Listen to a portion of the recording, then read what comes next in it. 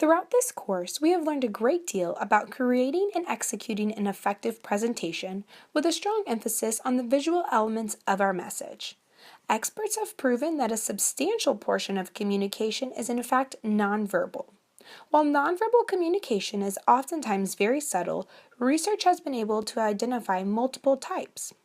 It is important to be aware of your nonverbal actions in order to successfully portray your message. By being cognizant of what you are saying paired with how you are saying it, you will better be able to perfect your nonverbal cues to ensure a well-rounded communication in any setting.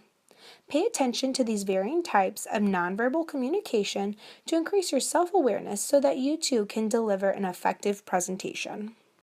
The first and most easily identifiable type of nonverbal communication is your facial expressions.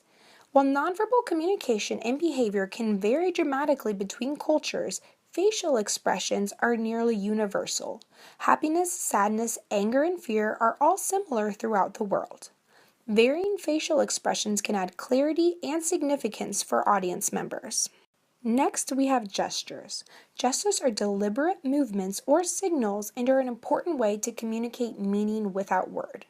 Effective gesturing, such as pointing or counting on your fingers during a presentation, may add a visual element to a message that will help gain your audience's attention, add emphasis, and encourage engagement.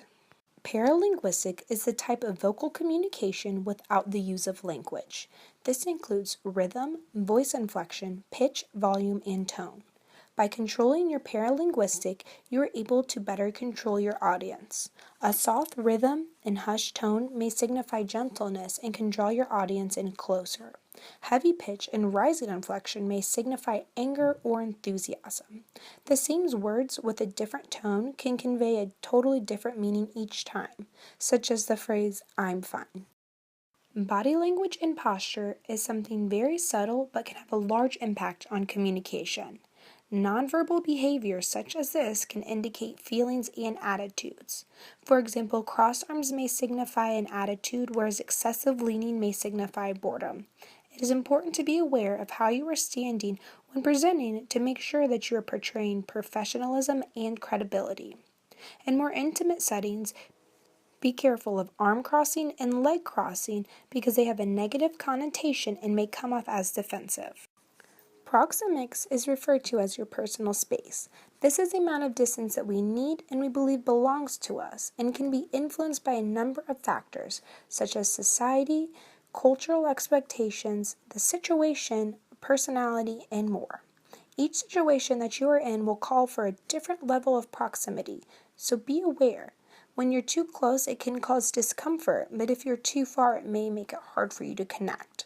When speaking to large groups, individuals need larger distances to feel heard and usually prefer between 10 and 12 feet.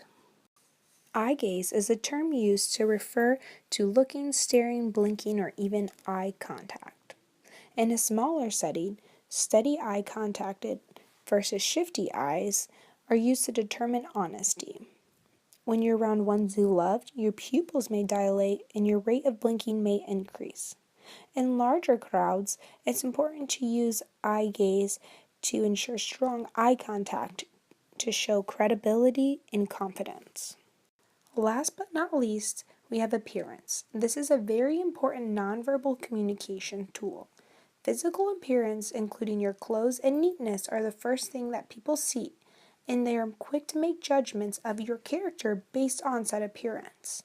Reactions, judgments, and interpretations easily follow what they see when they look at you. This is why it's very important to dress appropriately and professionally in every situation. Nonverbal communication plays an important role in how our audience will convey meaning and information in our message. When presenting, it is important to remember that such nonverbal behaviors are paired with your words as actions in a group. What you are actually saying, along with your expressions, appearance, and tone of voice, might tell the audience a great deal about what you are really trying to say. It is important to assess your nonverbal communication as well as your verbal communication to ensure that you have a well-rounded and effective presentation. Thank you so much for listening, and I hope that my presentation on nonverbal communication has helped open your eyes and made you a little bit more self-aware on your presentation style. I hope you can pair this with what we've learned in this class to help you become an effective and well-rounded communicator. Thank you.